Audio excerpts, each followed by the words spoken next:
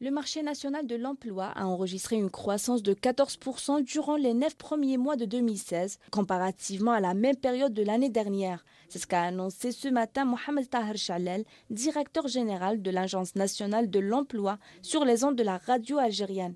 Cette progression est due à l'investissement et la création de nouvelles entreprises privées. 77% de l'offre d'emploi qui arrive à la NEM, et elle parvient justement des entreprises privées. Et le reste, donc 23%, c'est des offres qui sont déposées par le secteur économique public.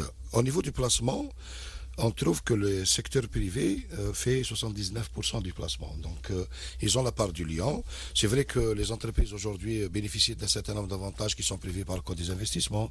Ils ont aussi des abattements au niveau de la sécurité sociale. 65 000 demandeurs d'emploi refuseraient de travailler chez le privé, et ce dans les secteurs de l'agriculture et du bâtiment.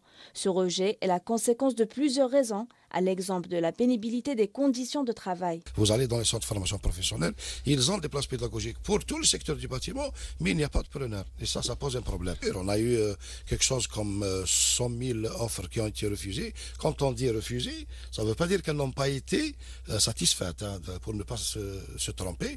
65% des refus sont expliqués par le fait que c'est dans le privé, donc il y a des jeunes qui refusent de travailler dans le privé, mais nous avons aussi des refus qui sont donc expliqués par l'éloignement, la pénibilité et la rémunération. Par ailleurs, Taher Chalel a affirmé que le projet de la loi de finances 2017 prévoit les crédits nécessaires au financement du dispositif d'aide à l'insertion professionnelle.